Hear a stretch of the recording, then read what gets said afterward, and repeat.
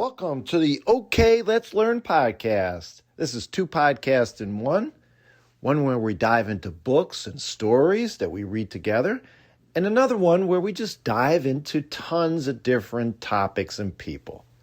My name is Kevin O'Keefe. So today, OK, let's learn and read the book by Cynthia Lord, Because of the Rabbit. This is episode 2. Book 6, and yes, we are reading. It's very important before you listen. The idea behind my commentary on books is that you read a book together with us and then come to the podcast and listen along. It's all commentary. This episode is on page 33 through page 65. So up front, I have to make a correction. I was wrong. Owen is not the younger brother. Owen is the older brother. We have our main character. Here is Emma. And basically, we're on our way finally to the first day of school. And it begins to get a lot better. The chapters, they're not numbered. This chapter starts on page 33. As I mentioned, it's entitled, Most Rabbits Are Happiest in Bonded Pairs or Groups. And what ultimately starts happening here that in my opinion, the book starts getting interesting. Here she is, a few lines that I'm going to pull out that I just thought were so memorable, so heartwarming, and really tugs at your heart. She is getting ready for the first day of school. If you haven't listened along, bottom line, this book is about this girl who has a father as a game warden, and they went out and they found this rabbit that was stuck on a fence. They brought it home. The rabbit is not going to be Emma's, but as you know with the title of the book, I'm sure the rabbit's going to have a lot to do with the themes of the book, ultimately how it goes along. But as of this moment, the rabbit's being brought to a shelter after Emma gets home from school. So basically, she's going to school for the first time since being homeschooled. First time literally going to a real school, and here she is going into 5th grade, and she's all worried. And on page 34, as I brush my hair, I practice smiling. You have to practice smiling. Oh boy. She's really worried about having friends. She's really worried. She wants to be herself, but clearly it's all about being accepted, and she's worried about this. And why else? Because her red hair stands out. And what's also interesting about the homeschool experience, as she relayed, is that she would miss her freedom, which I think is so interesting, almost like college. You don't have freedom. You're told what to do in a school. But if you're motivated, you're responsible, and depending upon your relationship and how it works with, let's say, someone schooling you at home, it's usually your parents or one of your parents, she would do her work and then, have the whole afternoon to herself. But then as she relayed, freedom can be lonely, though. Oh, boy. Listen, there's a reason why Cynthia Lord is such a celebrated author. Really well written. And listen to this line. Ultimately, she would be happy because when people ask me, where do you go to school? At this point, the answer would just be a name, not a whole conversation.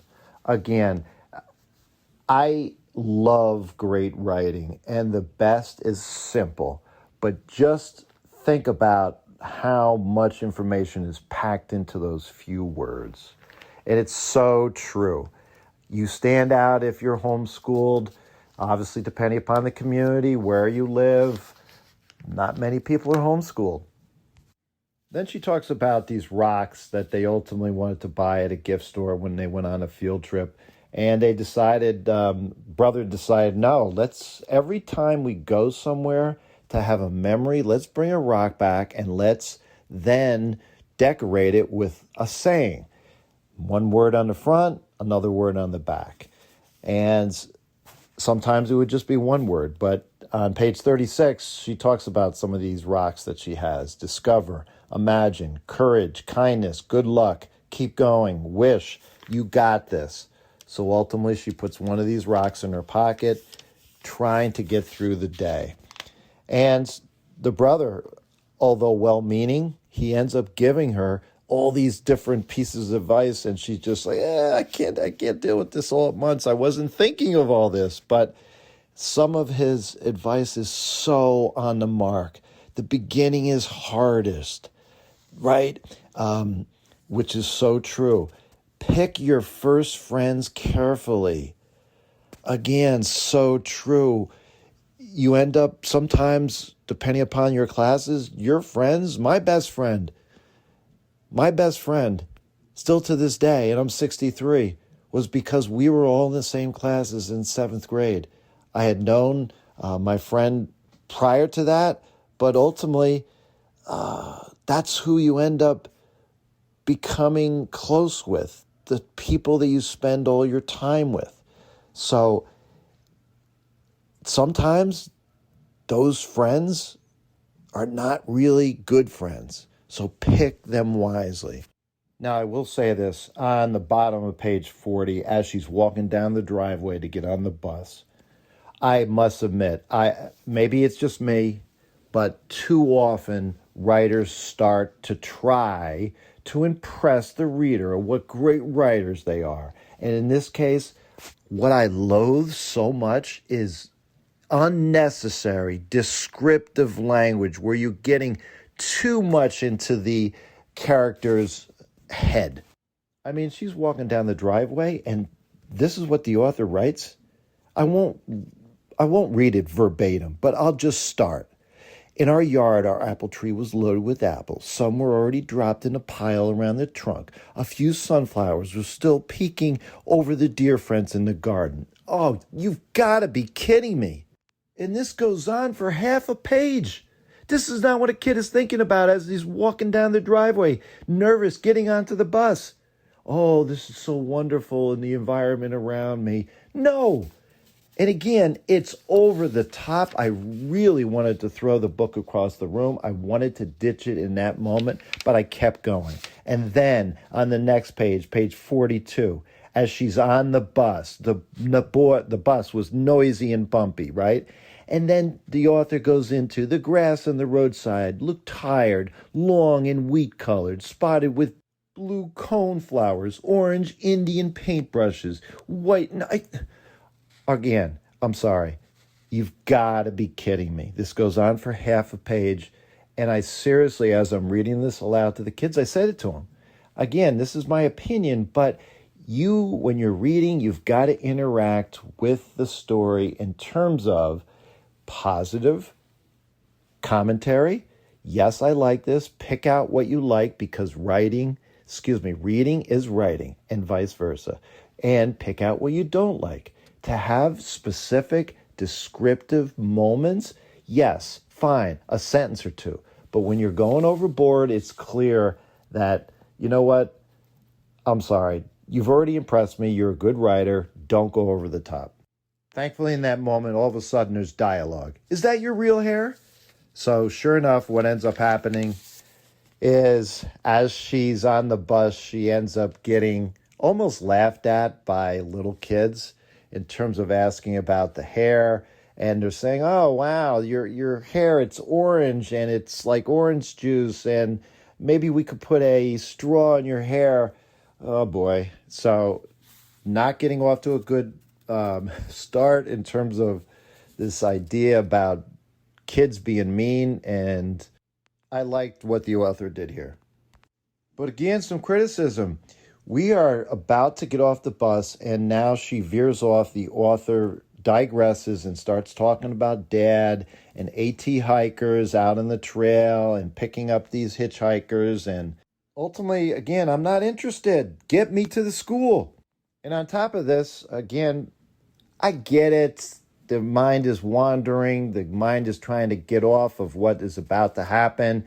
And as you go through a countryside on the bus trip, depending upon how long the bus trip was, it didn't really say, you're thinking of other things and trying to stay calm, trying to stay happy. But like I said, over and over, and I guess I'm doing the same thing now. It's just repetitive, not necessary. But the chapter ends really well when she takes out her rock out of her pocket and seeing what her older brother had written on it. On one side, it said be, and she's thinking, well, is it be brave, be happy, be strong? But she squeezed the rock tightly in her hand before she turned it over. And what did it say? Be yourself, which was a great way to end the chapter. So as we go into the next chapter, I'm noticing that, yes, the chapter titles are about the rabbits, but they relate to Emma and what she's going through. This chapter was called, like I said, Most Rabbits Are Happiest in Bonded Pairs or Groups, which is inferring and going forward that hopefully Emma will be happy in her school with friends. And this chapter is called Rabbits Are Naturally Curious. Once comfortable with their nearby environment, they'll want to explore beyond it. So you got to believe this is what's going to happen with Emma here on her first day of school. So she goes to her classroom in a simple sentence that I love. The author writes, stepping inside the room felt like coming downstairs on Christmas morning.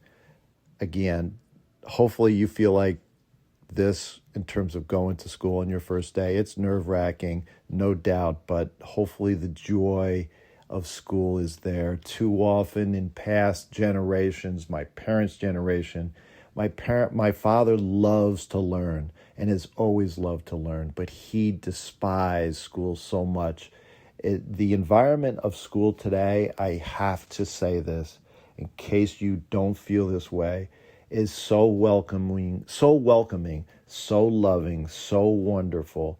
And thankfully, that's the environment that Emma is truly feeling in this moment. And now I told this to my students. On page 51, she's going through the book band of all the books that are in the classroom, and every one we have.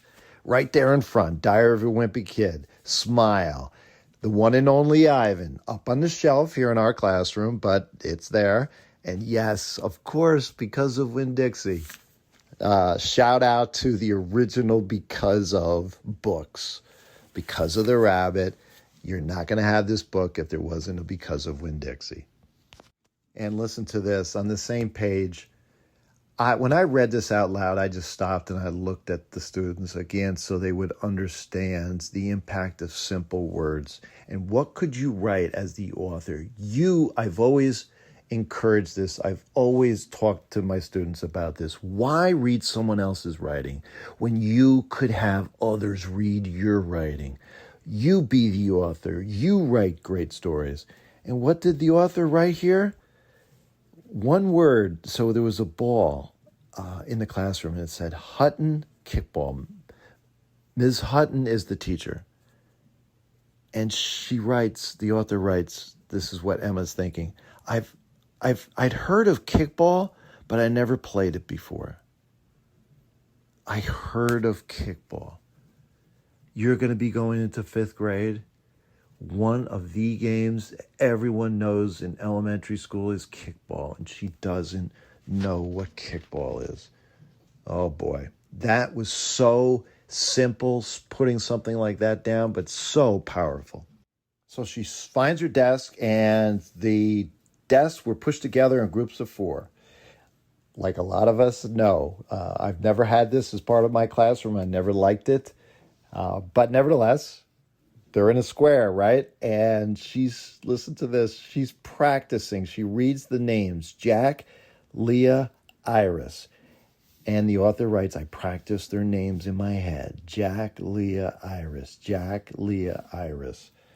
Oh boy. Again, so interesting. And you gotta fall in love and you gotta root for Emma at this point. And I'm hooked. Yeah.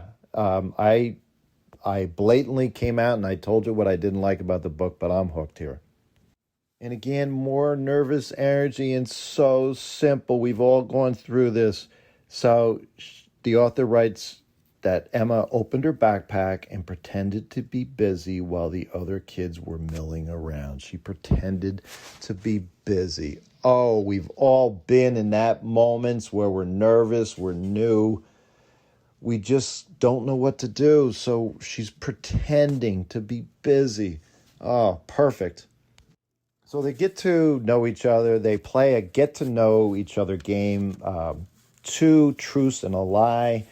And this was interesting because, again, she has her personality. She's being herself. But when she's being herself, will she be accepted by everyone else? And this is the struggle that you can clearly see that she's going through. And then all of a sudden, the teacher basically announces what her lie was, and Emma realizes that up here in Maine that she's never been skiing. So she says out loud, "You've never been skiing?" And of course, there's silence, crickets, and like everyone ends up looking at her. Of course, what she's not used to, and with her face burning red, she's at home with her mother. She didn't have to raise her hand, which again was so simple to write, but such an observation from the author to come up with something like that. When you're in school, you don't blurt anything out. That's a no-no. You raise your hand. And of course, she didn't have to do that with her mother. Yes, Mom. Yes, honey. In other words, you just talk. You don't raise your hand when it's one person and another. So here we are, finally on page 56. She starts talking to her classmates. "Hi, I'm Emma," I said to the kids around me, giving my friendliest but not crazy big smile. "I'm new here." And I've counseled my students so much on this in terms of a teaching point when you're writing. You introduce a new character, you need to short and sweet give the introduction to the reader about what this character is all about. Quick description, what they look like, quick description in terms of their personalities. And to do this effectively, you definitely throw in a metaphor. So ultimately, how does the author do this? They both look nice, Leah and Iris. Leah had short blonde hair and wore bright blue glasses. Right away, that's kind of a hint as to the kind of, the author does use this word, quirky nature of a person. Bright blue glasses, I don't know that. That's definitely being different, right? But again, we'll find out. Iris. Now, Iris. The author writes, Iris's brown hair was held back with a green headband. Now, that's pretty basic, right? Doesn't go much into the personality, but we'll get to that. So now they start playing this game together in groups throughout the class. Two truths and a lie. And immediately you got to figure that what's happening here is Iris looks to be someone that is not going to be a good match for Emma. Emma immediately says her three statements. "I love pickles. I've hatched frogs in our bathroom at home, and we once had a beaver in our barn." And she tells the reader.